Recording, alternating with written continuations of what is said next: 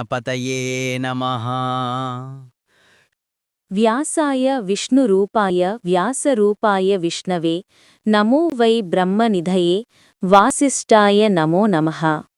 కురుక్షేత్ర సంగ్రామం ముగిసిన 36 విప్రశాపం కారణంగా ప్రభాస తీర్థంలో యాదవులు ముసలం పుట్టి నశించారు. మదిరాపానం విపరీతంగా చేసి ఒళ్ళు తెలియక పరస్పరం కలహించుకొని అందరూ మరణించారు. బలరాముడు పంచత్వం పొందాడు. బోయవాడి బాణం దెబ్బకు శ్రీకృష్ణుడు కూడా అవతారం చాలించాడు. ఇది శాపవశంగానే జరిగింది. ఈ వార్త తెలిసి వసుదేవుడు యోగ పద్ధతిలో శ్రీభువనేశ్వరిని ధ్యానిస్తూ సిద్ధి పొందాడు. అర్జునుడు ప్రభాసానికి వెళ్లి యాదవులకందరికీ యథాయోగ్యంగా అగ్ని సంస్కారాలు జరిపాడు. అష్టమహిషులతో పాటు శ్రీకృష్ణుడికి చితిపేర్చి ఉత్తరక్రియలు నిర్వర్తించాడు. రేవతితో కలిపి బలరాముడి పార్థివ శరీరాన్ని అగ్నికి ఆహుతి చేశాడు. ద్వారకకు తిరిగివచ్చి అక్కడ మిగిలి ఉన్నవారిని ఖాళీ చేయించాడు. జలప్రళయం సంభవించి ద్వారకానగరం సముద్రంలో కలిసిపోయింది. ద్వారకలో మిగిలిన జనులను, కృష్ణపత్నులైన గోపికలను హస్తినాపురికి తరలిస్తుంటే మార్గమధ్యంలో దొంగలు దోచుకున్నారు. మహావీరుడు అర్జునుడు ఏమీ చేయలేని నిస్తేజులైపోయాడు. వజ్రుడు అనే పేరుగల అనిరుద్ధసుతుణ్ణి యాదవ రాజధాని ఇంద్రప్రస్థానికి రాజుగా నియమించి హస్తినకు నడకసాగించాడు. రాబోయే యుగంలో శ్రీకృష్ణుడు మళ్లీ అవతారం ధరించినప్పుడు నీ తేజస్సు నీకు తిరిగి వస్తుందని చెప్పి వ్యాసుడు కనిపించి పార్థుణ్ణి ఓదార్చాడు. అర్జునాదులు హస్తినకు చేరుకున్నారు. ధర్మజాదులకు దుఃఖవార్తలు అందించాడు. శ్రీకృష్ణుడి దేహత్యాగం, యాదవుల అస్తమయం విన్నాక వారందరినీ వైరాగ్యం ఆవరించింది. హిమాచలానికి వెళ్ళిపోదామని నిశ్చయించుకున్నారు. 36 పరిపాలనకు భరతవాక్యం పలికి అంతే వయసున్న పరీక్షిత్తును హస్తినకు పట్టాభిషిక్తుణ్ణి చేసి పాండవులు ద్రౌపదితో 6 హిమాలయాలకు ప్రయాణమయ్యారు. అక్కడ తనువులు చాలించారు.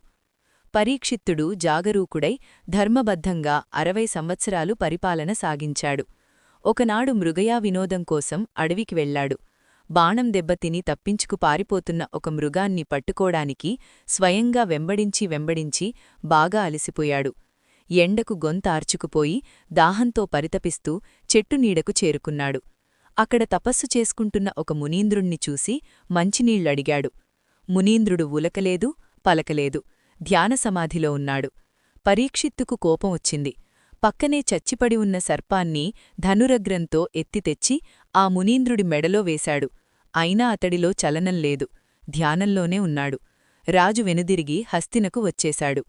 మునిబాలకులు కొందరు క్రీడిస్తూ ఆ ప్రాంతానికి వచ్చి మెడలో మృతసర్పంతో ఉన్న మునీంద్రుణ్ణి చూసి పరుగున వెళ్లి ఆ మునీంద్రుడి కుమారుడికి విన్నవించారు. అతడు మహాతపస్వి. క్రుద్ధుడై కమండలూదకం చేతిలో పోసుకొని శపించాడు. నా తండ్రు మెడలో మృతసర్పాన్ని వేసిన పాపాత్ముణ్ణి నేటికి 7వ రాత్రి అంటే సప్తరాత్రేణ తక్షకుడు కాటువేయుగాక. ఈ శాపవార్త మరొక మునిబాలకుడి ద్వారా పరీక్షిత్తుకు చేరింది. శాపం అనివార్యమని గ్రహించి రాజు పెద్దలను మంత్రులను సమావేశపరిచాడు. ఉపాయం చెప్పండని అభ్యర్థించాడు. మృత్యువు అనివార్యమైనా సాధ్యమైనంతవరకు తప్పించుకునే ప్రయత్నం చెయ్యాలని శాస్త్రాలు చెబుతున్నాయి. ప్రతిభావంతుల ఉపాయాలతోనే కదా ఎవరికైనా కార్యాలు సిద్ధించేది. మణి, మంత్ర, ఔషధాల ప్రభావం అపారం. వాటికి సాధ్యం కానిది లేదు. పాము కరిచి మరణించిన భార్యను ఒక ముని రక్షించుకొని తన ఆయుర్దాయంలో సగమిచ్చి బ్రతికించుకున్నాడని వెనకటికొక కథ విన్నాను. అందుచేత రేపు ఏమి జరుగుతుంది అంటే చెప్పలేము. చనిపోతారనుకున్నవారు బతకవచ్చు. అంతమాత్రాన దైవం మీదనే భారం పెట్టి కూర్చోకూడదు. మన ప్రయత్నం మనం చెయ్యాలి. సర్వసంగ పరిత్యాగులమన్న యతీశ్వరులే భిక్ష కోసం ఇల్లిల్లూ తిరుగుతున్నారు. ఏ ప్రయత్నం లేకుండా కూర్చోవడం లేదు. ఎవరైనా తమంత తాము పిలిచి భోజనం వడ్డించినా, మరో విధంగా పండో కాయో కేతికి వచ్చినా నోటిలో వేసుకునేపాటి ప్రయత్నమన్నా చెయ్యాలి కదా. ఎవరైనా మనకోసం తినిపెడతారా, లేక పదార్థం తనంత తానే పొట్టలోకి ప్రవేశిస్తుందా? అందుచేత కార్యం సిద్ధించే వరకు ప్రయత్నం చేయవలసిందే. అప్పటికీ సిద్ధించకపోతే దైవం అనుకూలించలేదని మనస్సును ఊరాడించుకోవాలి. ఈ ప్రసంగం విన్న మంత్రులు పరీక్షిత్తుకు ఉపాయమైతే చెప్పలేదు. కాని అర్ధాయుర్దాయమిచ్చి భార్యను రక్షించుకున్న మును కథ వివరించమని అడిగారు. రాజు వివరించాడు. పులోమా భృగుమహర్షుల కొడుకు, చవనుడు. ఇతడు శర్యాతి కూతురు సుకన్యను వివాహం చేసుకున్నాడు. వీరి కుమారుడు ప్రమతి. ఇతడు ప్రతాపియనే కన్యను పెళ్లాడాడు. వీరికి పుట్టిన కొడుకు పేరు రురుడు. ఇతడు గొప్ప తాపసి. ఇదిలా ఉండగా స్థూలకేశుడు అని మరొక మహర్షి ఉన్నాడు. గొప్ప తపస్వి, ధర్మాత్ముడు, సత్యసంధుడు. మేనక అనే అప్పరస విశ్వావసువు వల్ల గంధర్వుడు గర్భవతి అయి ఆడపిల్లను ప్రసవించి ఈ స్థూలకేశుడి ఆశ్రమంలో వదిలిపెట్టి వెళ్ళిపోయింది. ఆ అనాథ శిశువును పెంచి పెద్దచేశాడు స్థూలకేశుడు. ప్రమద్వర అని నామకరణం చేశాడు. త్రిలోకసుందరి అన్నారి చూసినవారంతా. రురుడు ఒక శుభముహూర్తాన ఈ అమ్మాయిని చూసి మనసు పోగొట్టుకున్నాడు. కామారుడయ్యాడు. రురుడికి మనసులో లేదు. కామార్తితో పరితపిస్తున్నాడు. ఆశ్రమంలో పడుకున్నాడు. తండ్రి గమనించి, ఏమిట్రా అబ్బాయి కథ అని కదిపాడు. రురుడు విషయం చెప్పాడు. ప్రమద్వరను చేపడతానన్నాడు. తండ్రి ప్రమతి స్వయంగా స్థూలకేశుడి దగ్గరికి వెళ్లి సుముఖుణ్ణి చేసుకుని ప్రమద్వరను కోడలిగా అభ్యర్థించాడు. అతడు సరే అన్నాడు. మంచి ముహూర్తం చూసి వివాహం చేద్దాం, ఈలోగా సంబారాలు సమకూర్చుకుందాం అనుకున్నారు. వాటికోసం ఇద్దరూ కలిసి అడవిలోకి వెళ్లారు. ఆశ్రమంలో ఒంటరిగా క్రీడిస్తున్న ప్రమద్వర పరాకుగా ఒక పామును తొక్కింది. అది కాటువేసింది. ఆ అమ్మాయి మరణించింది. ఆశ్రమం ఘోల్లుమంది. మునులు, మునిపత్నులు, మునిపుత్రులు, మునికన్యలు విలపించారు. స్థూలకేశుడు దుఃఖం ఆపుకోలేకపోయాడు. కన్నతండ్రి కాకపోయినా పెంచిన ప్రేమ మరీ బాధించింది. రురుడు బోరున విలపిస్తూ పరుగుపరుగున వచ్చాడు. నేలపై పడివున్న ప్రమద్వరను చూశాడు. ముఖంలో తగ్గని కళ్ళను చూసి బతికే ఉంది అనుకున్నాడు. మునులను, స్థూలకేశుణ్ణి మార్చిమార్చి చూశాడు. ఆశ్రమం యువతలికొచ్చేశాడు. ఒంటరిగా కూర్చుని దారుణంగా విలపించాడు. సర్పరూపంలో వచ్చి నా సుఖాన్ని కాజేశాడు పాడు దైవం అని నిందించాడు. ప్రమద్వర లేకుండా బతకలేననుకున్నాడు. ఒక్కసారైనా పలకరించలేదు. ఒక్కసారైనా స్పృశించలేదు. ఒక్కసారైనా చుంబించలేదు. మందభాగ్యుణ్ణి. పాణిగ్రహణం చెయ్యలేకపోయాను. ఈమెతో కలిసి లాజహోమం చెయ్యాలనుకున్నాను. అన్నీ మట్టిలో కలిసిపోయాయి. మానవజన్మ, చీచీ, ఎంత దారుణం! చద్దామంటే చావేరాదు. ఇంక సుఖాలా? ఎలా వస్తాయి? నూతిలో దూకడమో, నిప్పుల్లో ఉరకడమో, ఇంత విషం తాగడమో, ఉరిపోసుకోవడమో ఇదే మిగిలింది నాకు. ప్రాణవల్లభ ప్రమద్వర లేకుండా బతకలేనుగాక బతకలేను. ఎంతసేపో విలపించాడు. ఏడ్చి ఏడ్చి ఎప్పటికో కాసింత తేరుకున్నాడు. ఆలోచించాడు.